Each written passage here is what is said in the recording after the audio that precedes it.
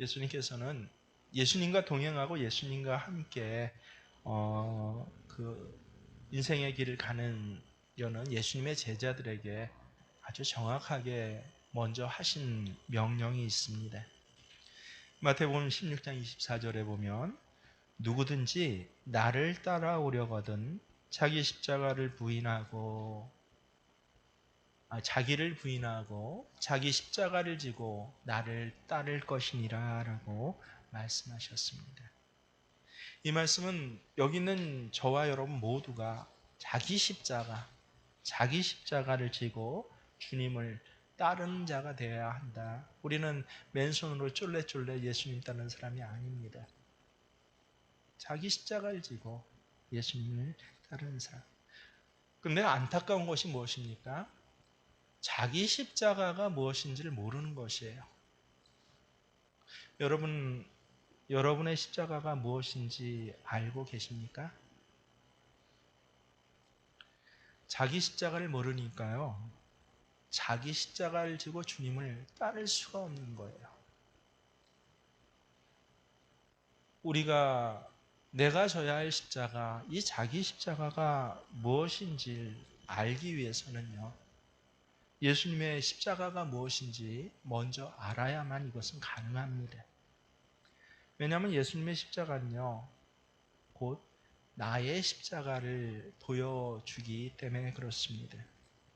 이번 사순절 기간 동안 우리는 예수님이 십자가 위에서 하신 7마디의 말씀을 한마디씩 깊이 묵상하면서 예수님의 십자가가 무엇인지 예수 그리스도를 더욱 깊이 만나게 될 것입니다. 그런데 그것에서 그치진 않습니다. 올해 사순절은 그래서 예수님의 십자가의 의미를 알고 과연 그러면 내가 져야 할 자기 십자가는 무엇인지를 이번 2025년 사순절 기간 가운데 깊이 깨닫게 되는 은혜를 받으시는 저와 여러분 되시길 바랍니다. 예수님께서 십자가에 달리셨을 때요, 유대인들은 구경했습니다. 그리고 관원들은 그 예수님 십자가 달리셔서 고통받으시는 모습을 보고 비웃었다라고. 그리고 군인들은 희롱을 했다라고 성경에 정확히 기록되어 있습니다. 게다가 그 옆에 같이 예수님과 함께 십자가에 달렸던 강도들조차요. 한편에 있는 이 죄수 강도는 예수님을 오히려 비방을 했습니다.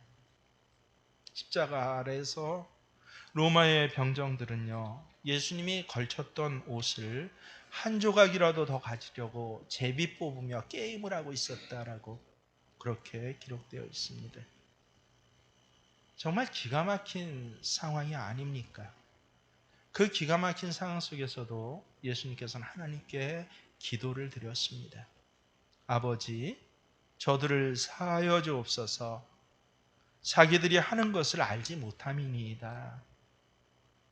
예수님께서는 산상수훈에서 너희 원수를 사랑하고 너희 박해하는 자를 위해서 기도하라 라고 말씀하셨는데 오늘 이 십자가 위에서 직접 예수님 말씀만 하시는 분이 아닙니다.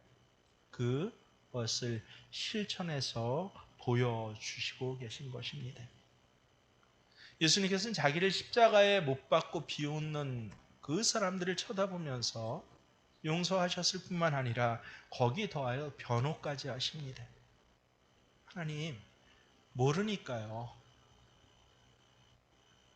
저들이 자기가 하는 일이 무슨 일인지 모르니까 하나님께서는 용서해 주셔야만 해요 라고 저들을 변호하면서 그렇게 기도하십니다.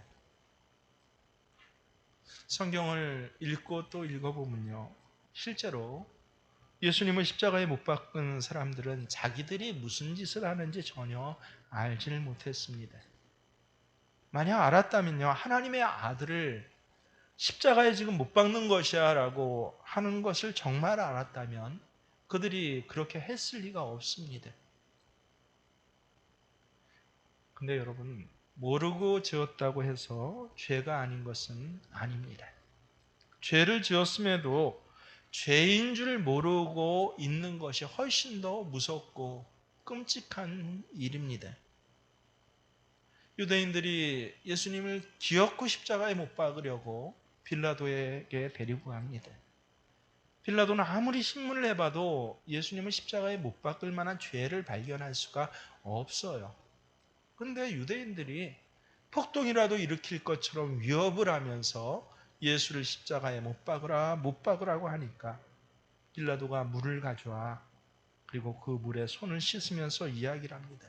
나는 이 일이 뭐예요? 죄 없는 자를 십자가에 못 박는 이 죄의 일에 나는 아무 상관이 없어라고 그런 뜻을 몸으로 보입니다. 너희들이 이 일에 이 죄에 대해서 책임을 지려면 져라 라고 하는 것이죠. 그때 유대인들이 뭐라고 소리 지릅니까?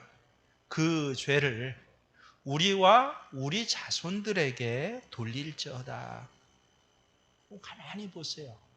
정말 몰라서 한 말일 것입니다. 안다면 어떻게 이런 말을 할 수 있겠습니까? 나에게뿐만 아니라 내 자식에게, 내 손주에게 이 모든 죄를 돌리라고 어떻게 말할 수 있겠습니까? 정말 모르니까 그 끔찍한 죄를 지은 것이에요. 이들은 예수님을 십자가에 못 박는 것을 정치적인 계략이라고 생각을 했어요. 경제적인 혹은 사회적인 어떤 나의 또 우리 집단의 유익이라고 생각했지, 하나님의 아들을 십자가에 못 박는 끔찍한 죄다라고 하는 것을 정말 전혀 알지 못한 것입니다. 여러분, 사람들은 너무 쉽게 어떻게 죄 안 짓고 살아라고 하는데 그것도 몰라서 그래요. 뭘 몰라요? 죄가 얼마나 끔찍한지 무서운지를 몰라서 하는 말입니다. 조나단 에드워드 목사님이 실제 그런 말씀을 하셨죠. 저 사람들에게 만약 지옥을 단 1분만 보여준다면 세상에는 죄 지을 사람이 한 사람도 없을 것이다 라고, 그 죄의 값이 저렇게 끔찍하다라고 그렇게 말씀하셨습니다.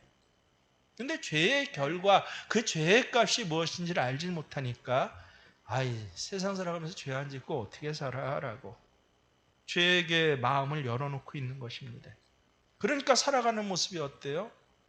죄를 지어요. 그것도 큰 부담 없이. 그러다 보니 죄의 종으로 살아가는 것입니다. 비록 그들이 하나님의 아들을 십자가에 못 박는 것이 얼마나 무서운 죄인지를, 지금 못 박히고 계신 분이 하나님의 아들인지를 몰랐다고 해도 그 죄는 결코 작은 죄가 아니에요. 그 죄값을 어떻게 피하겠습니까? 절대 피할 수가 없어요. 그런데 예수님께서는 지금 그 죄를 버리고 있는 사람들, 그것도 그 죄 때문에 어마어마한 고난을 당하고 있는 그 자리에서 예수님 한사코 하나님께 매달리고 계세요. 모르고 지은 죄니 하나님, 저들이 몰라서 그러니까 용서해 주세요라고요. 여러분, 이 기도가 응답받았을까요? 응답받지 못했을까요? 놀랍게도 이 기도는 그대로 응답되었습니다. 예수님이 십자가에 달려 돌아가신 지 50일 후에 오순절 마가의 다락방에 성령이 임하십니다. 시몬 베드로가 예루살렘 거리 한복판에 나아가서 예수 그리스도, 너희가 죽인 예수님이 하나님의 아들이시다라고, 하지만 예수님은 죽음 후에 부활하셔서 우리의 메시아가 되었다라고 증거할 때 수많은 사람들이 이구동성으로 어떻게 해요? 가슴을 치며라고 합니다. 우리가 하나님의 아들을 죽였다니, 그런 끔찍한 죄를 우리가 졌는데 몰랐다니, 형제들아 우리가 어이할꼬. 그때 베드로가 너희가 회개하고 죄사함을 받으라 라고 전할 때 무려 하루에 3,000명이나 되는 사람들이 주님 앞에 엎드려서 정말 죄의 용서를 받았습니다. 여러분, 어떻게 이런 일이 일어날 수 있었습니까? 단 하나예요. 예수님께서 십자가에 달리셔서 하나님 용서해 주세요. 몰라서 그래요. 라고 그렇게 기도했던 그 기도가 응답받기 않았기 때문에 그런 역사가 일어난 것입니다. 흔히 사람들은요, 유대인들이 예수님을 십자가에 못 박아 죽였기 때문에 천벌을 받아서 실제 유대 역사에 이제 40년 후에 이 예루살렘 성전이 함락이 되고 유대인들은 뿔뿔이 고아와 같이 세상 저 모래와 같이 세상 속으로 흩어져 버리고 맙니다. 그러고 나서 한 1500여 년이 훨씬 1800여 년이 지났을 때 히틀러 때예요. 600만 명의 유대인들이 가스실에서 죽어버립니다.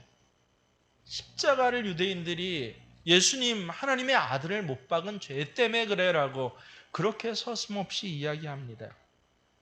아니에요, 여러분. 세상 역사가들은 그렇게 실제 봐요. 하지만 성경 말씀엔 절대 아닙니다. 왜냐하면 유대인들이 하나님의 아들 예수님을 십자가에 못 박아 죽인 죄는 이때 이미 용서를 받았어요. 깨끗하게 용서를 받았습니다. 예수님의 이 하소연과 기도를 통해서요. 하나님 용서해 주세요. 저들이 몰라서 그런 거예요. 라고 하나님께서는 이 기도를 그대로 들으셨어요. 용서해 주셨습니다.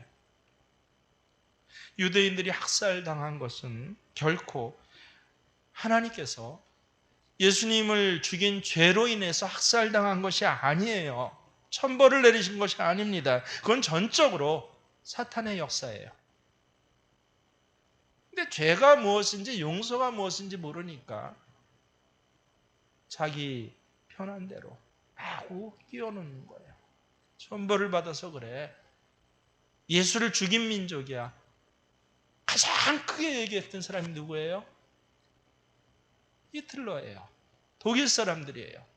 독일의 온 교회가 그렇게 얘기를 했어요.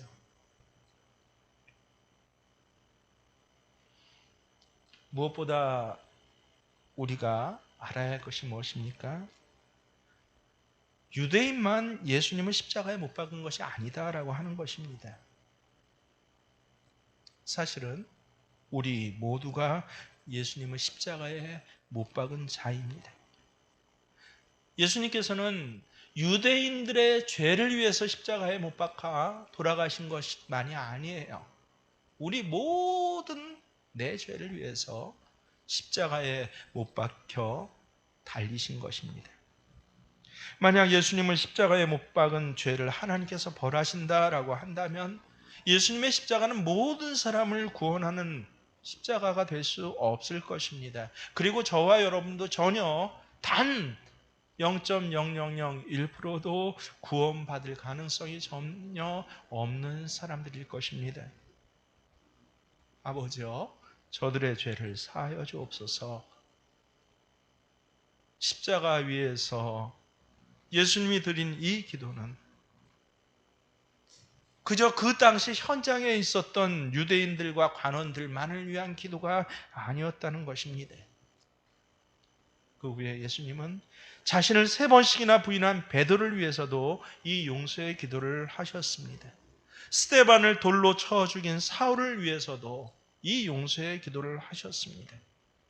이 기도는 또한 저와 여러분을 위해서 지금도 예수님께서 선포하고 있는 기도인 것입니다. 탁월한 미국의 변증가 이 라비 제커라이스라는 목사님이 있어요. 용서에 대한 설교를 하면서 어느 초등학교 교사가 쓴 시, 동시와 같은 그 시 한 편을 그대로 책에 인용해 놓았습니다. 여러분 잘 들어보세요. 수업이 끝났다. 그 아이는 떨리는 입술로 내 책상 앞에 왔다. 선생님, 새 종이가 있나요? 이번 건 망쳤어요. 나는 온통 얼룩진 종이를 받고 깨끗한 새 종이를 주었다. 그리고 그 아이의 지친 마음을 향해 속삭였다. 얘야, 이번엔 더 잘해보렴. 하루가 끝났다. 나는 떨리는 마음으로 보좌 앞에 나아갔다. 주님, 새 날이 있나요? 오늘은 망쳤어요. 주님은 온통 얼룩진 내 날을 받고 깨끗한 새 날을 주셨다. 그리고 나의 지친 마음을 향해 속삭이셨다. 얘야, 이번엔 더 잘해보렴. 여러분의 매일의 삶은 어떻습니까?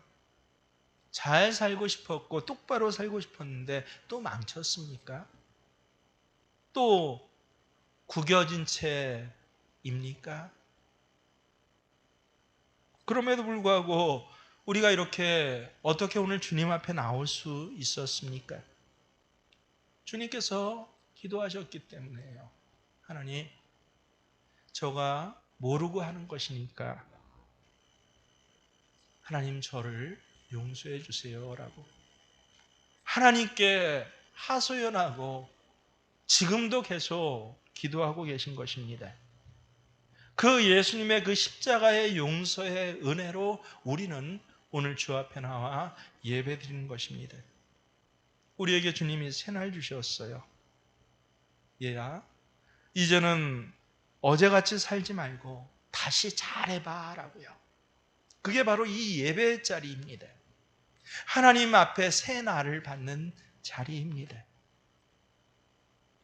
이 은혜를 우리가 십자가 앞에서 날마다 받고 있는 것이에요. 우리에게 새 소망이 주어지는 것은 전적으로 예수님 저 십자가 위에서 아버지 저들을 사하여 주옵소서라고 하는 이 기도 때문이다라고 하는 것을 우리는 예수님 달린 십자가를 바라보면서 정말 분명하게 보여지고 분명하게 들려져야 하는 것입니다. 그럼 다시 묻습니다. 그럼 여러분 예수님의 저 십자가를 보면서 저 용서의 십자가를 보면서 자기 십자가를 지고 내가 져야 할 십자가가 무엇입니까? 이젠 정확히 알아요. 아, 용서의 십자가구나. 예수님의 제자 스데반이요. 예수님의 부활을 전하다가 돌에 맞아 죽어갈 때 예수님과 똑같은 기도를 드립니다. 하나님이여 저들의 죄를 사해 주옵소서. 바로 이것이 스데반이 진 십자가예요. 그 십자가로 인하여서 그 자리에 있었던 사울이 구원을 받습니다. 사울이 구원받고 용서받고 사도 바울로 세워지게 됩니다. 그 사도 바울은 자신을 말할 수 없이 핍박하던 동족 유대인을 위해서 자기가 대신 저주를 받아 지옥에 가겠다라고 고백을 합니다. 로마서 9장 3절에 나의 형제 곧 고륙 친척을 위하여 내 자신이 저주를 받아 그리스도에게서 끊어질지라도 내가 이걸 원합니다라고. 이것이 바로 사도 바울이 졌던 자기 십자가예요. 여러분이 십자가의 용서를 받았다면 여러분도 이렇게 기도하면서 살아가야 합니다. 하나님, 나를 미워하는 저 사람의 죄를 용서해 주세요. 하나님, 지금도 나를 이렇게 아프게 하고 내게 상처와 손해를 끼치고 있는 저 사람의 죄를 용서해 주세요.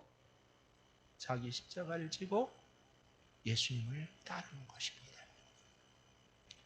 여러분, 용서하지 못하는 마음 정말 무서워요. 실제로 저도 그런 일들이 몇 번 있었기 때문에 직접 경험을 했어요. 미워한 마음을 가지고 바닷가에 갔어요. 제가 바다를 얼마나 좋아하는지 제 아내는 압니다. 야, 멋있다. 하루 종일 그 바다에 앉아서 쳐다만 보고 있어도 정말 행복해지는데 용서하지 못하고 미워하는 마음을 갖다니 그 바다가 멋있지가 않아요. 산이 아름답지가 않아요. 좀 우리나라 곳곳을 사실은 제가 이 전공한 학문 때문에 다녀보았어요. 전국 각도를 갖다 적어도 2번씩은 일주일 이상씩 다니면서 하나하나 답사를 하고 연구를 해봤습니다. 근데 그 중에서 이 화천의 절경이 있잖아요. 이 화천 분들은 절대 모르세요. 이 대일이 쪽 가는데 발전소 가는데 그 한 15분 길 있지 않습니까? 뭐 어디고 우리나라 최고의 절경 적어도 5손가락 안에 드는 그런 절경이에요. 얼마나 멋진지. 화천에 목회하러 와서 처음 4년 동안은요, 늘 소풍 다니듯이 그 길로 신방을 다니고 그 길로 사역을 담당하면서 흥얼거리고 얼마나 즐거운지 모릅니다. 그런데 마음에 미움이 가득하고 용서가 없으니까요. 그 길도 멋지지가 않더라고요. 정말 평소에 제가 이 매운탕을 사실은 잘 안 먹었어요. 이 탕은 먹는데 찜은 안 먹었는데 이 우리 교인 어느 집에서 찜을 해주시는데 가게에서 그렇게 맛있어서 야 적어도 여기서는 찜을 먹을 수 있다는 가게였어요. 여러 사람하고 늘 즐겁게 먹고 그랬는데 실제 마음이 아프고 용서가 안 될 때 그곳에서 사람들을 만나서 용서 안 되는 사람들을 만나서 그 찜을 먹는데요. 정말 그렇게 맛이 없더라고요.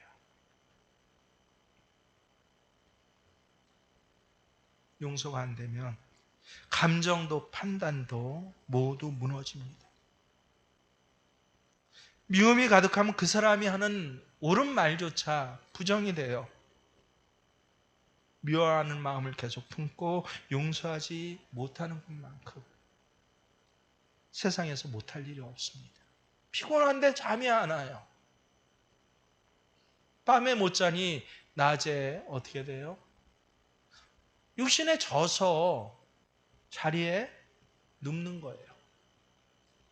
몸이 망가지고 게을러집니다. 마음은 더 황폐해지고 싸늘해지고 딱딱해집니다. 왜 그래요? 용서가 안 됐어요. 예수님과 함께 고난받겠습니다. 우리는 오늘도 그렇게 서로 인사를 나눴습니다. 이 인사를 나누는 사순절 기간에도 우리는 하나님께 기도를 합니다. 하나님, 저에게는 돈과 건강이 필요합니다. 하나님 말씀하셔요. 아니야, 내게는 용서가 필요해. 용서가 바로 너를 건강하게 하고 부하게 하는 능력이 돼. 하나님, 나 친구 필요해요. 내 마음을 알아주고 나를 이해해 줄 사람이 필요해요. 아니야.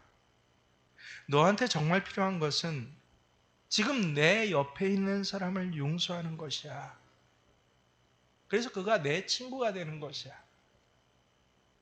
그리고 그 친구에게 용서를 받는 것이야. 그 가족에게 용서를 받는 것이야.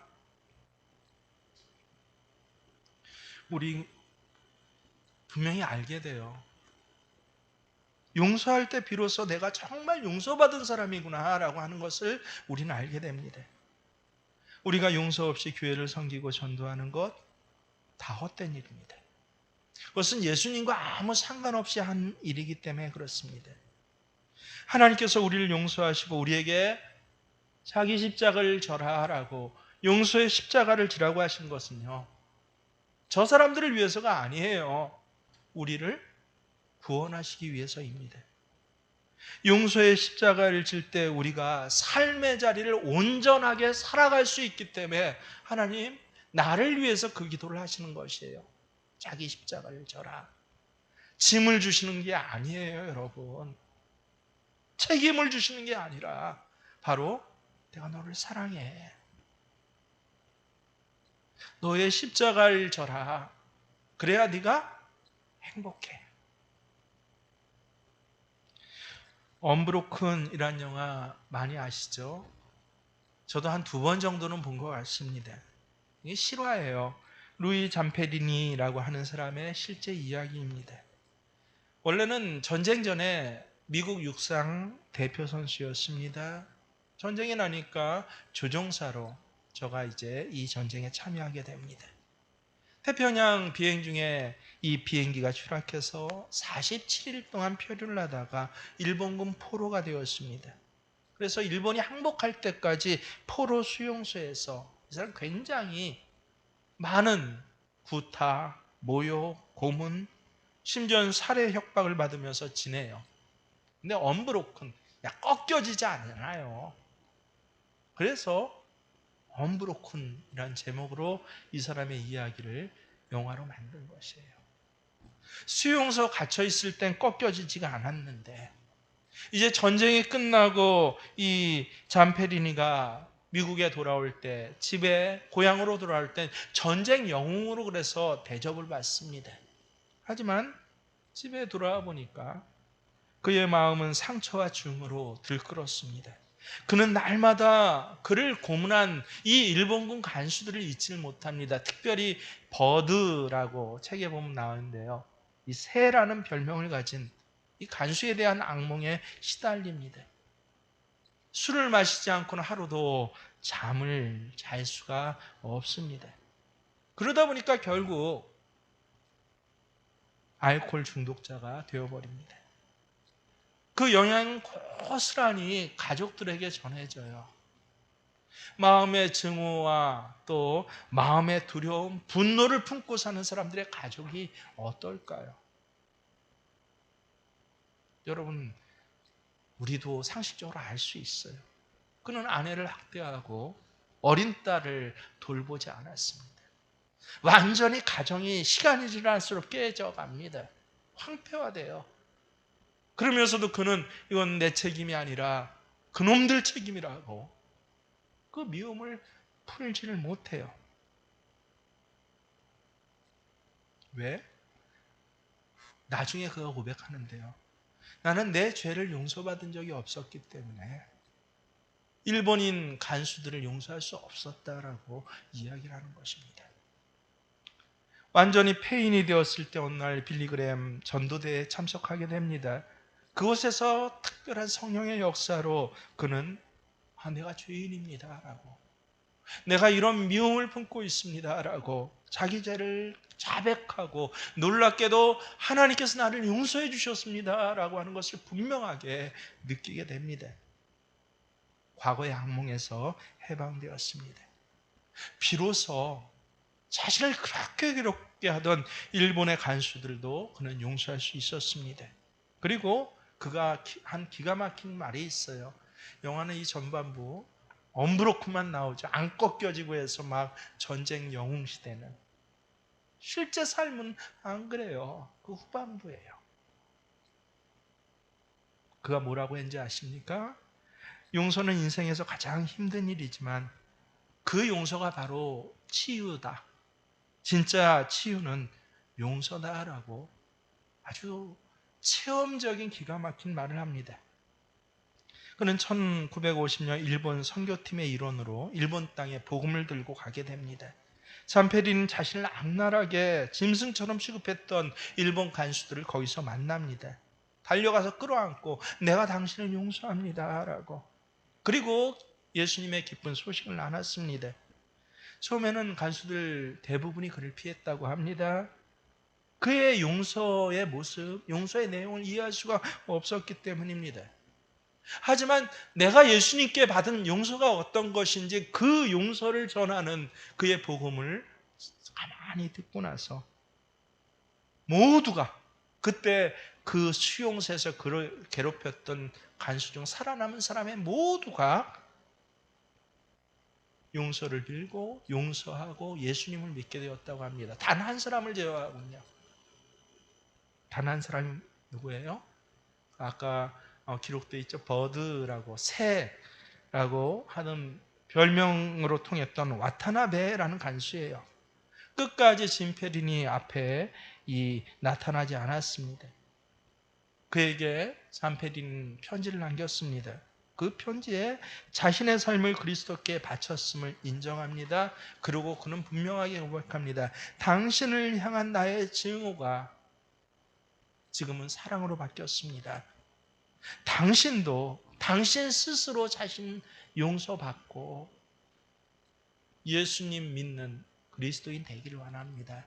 나처럼요. 나중에 그와 함께 이 할리우드 장로교회에서 신앙생활했던 마크 로버츠라는 사람이 이렇게 그 책에 전합니다. 루이 잠페리니는 내가 알았던 가장 행복한 사람입니다. 볼 때마다 루이는 열정적으로 튀었습니다. 말 그대로 몸이 톡톡 튈 때도 많았습니다. 그는 스케이트보드를 타고 교회 안을 휙휙 휘젓고 다니기를 좋아했습니다. 그래서 다른 사람들에게 과격한 사람이란 말도 많이 들었습니다.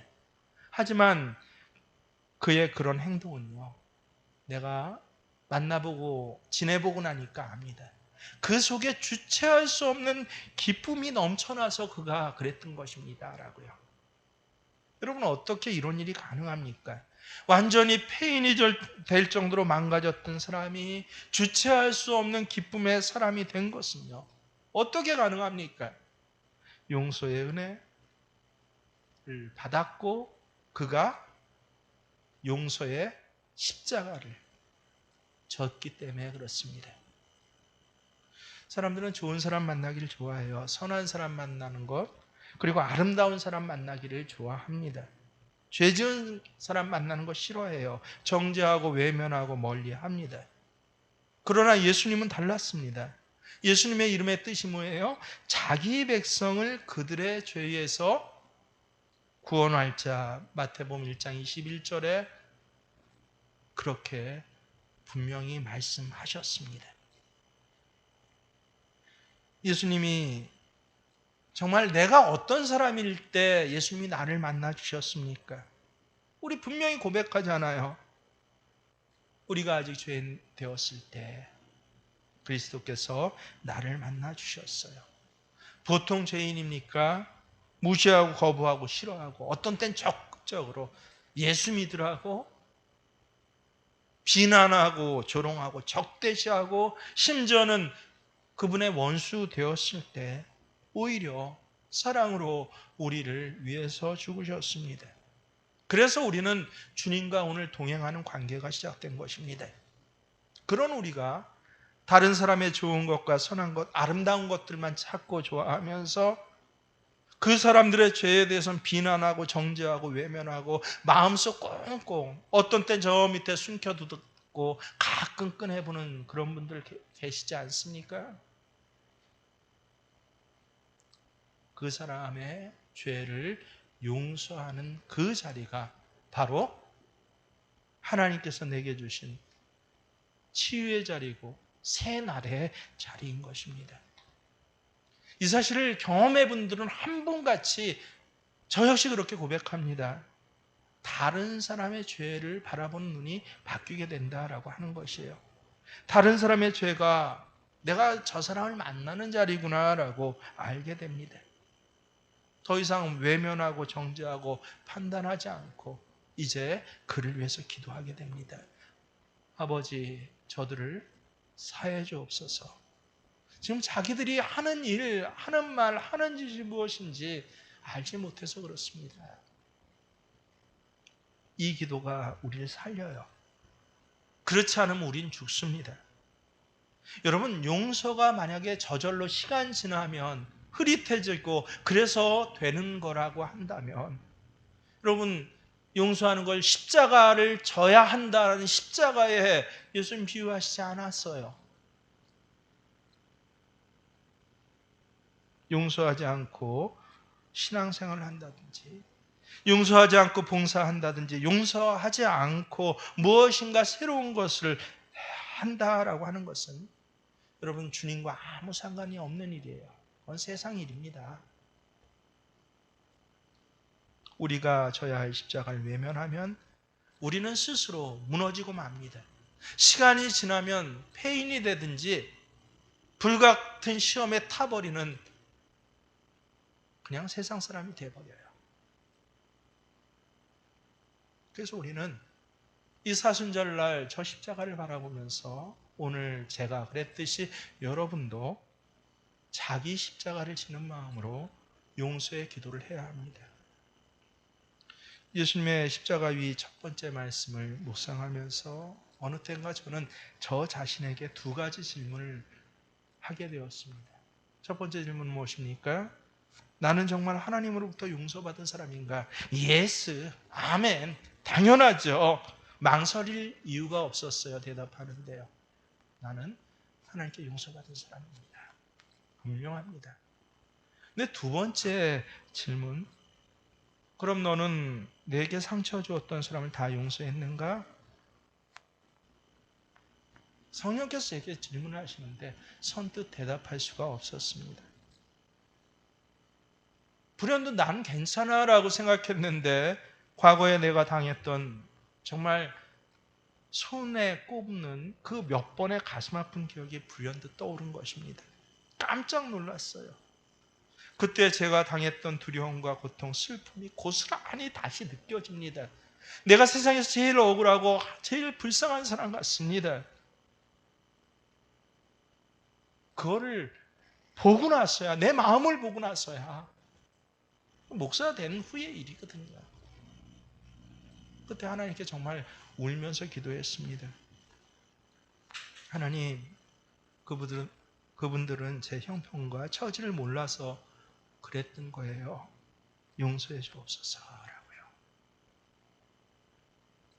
놀랍게도 그 후부터 제 마음이 풀어지고 꼭꼭 숨겨져 있던, 마치 목사니까 깨끗하고 선하다라고 하는 나 스스로도 속았어요. 나는 괜찮은 줄 알았어요. 근데 그 상처가 내 눈에 정확히 보여지기 시작합니다. 놀랍게도 보여지니까 아물어가는 것이에요. 고쳐져 가는 것이에요. 여러분, 남편이나 아내 때문에 고통받고 있습니까? 이 사순절날 이 기도를 드리셔야 돼요. 아버지, 저들을 사해해 주옵소서. 자기들이 하는 일을 알지 못합니다. 자녀들을 위해서 눈물로 탄식하고 있습니까? 이 기도를 드리십시오. 아버지, 저들을 사해 주옵소서. 몰라서 그래요. 몰라서 그래요.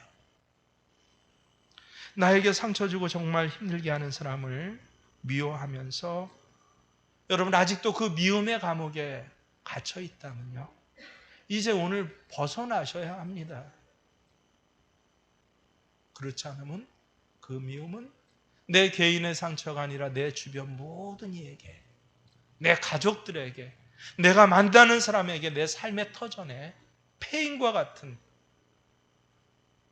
아픔을 남길 것이기 때문에 그렇습니다. 자기 자신을 용서하십시오. 자기 애착에 빠지지 마세요. 자기 연민에 빠지지 마세요. 용서의 복음은 정말 나를 주 앞에서 용서받고 스스로 살아왔던 내용들에 대해서 나 먼저 용서하는 시간입니다.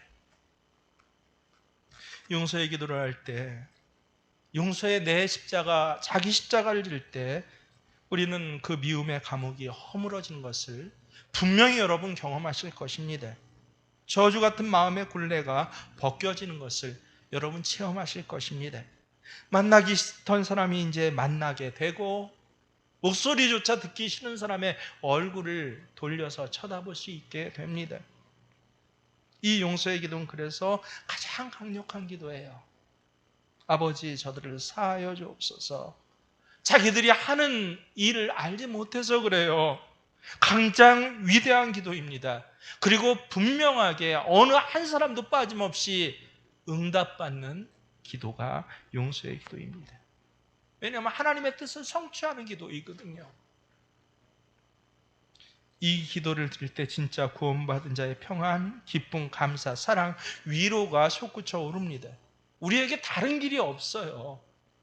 가장 첫 번째 기도, 가장 첫 번째 이 용서의 십자가를 지지 않고 주님 앞에 나아가고 주님과 동행하고 너희가 내 안에 거하고 내 말이 너희 안에 거할 때 느려지는 삶의 자리에 대한 풍성함.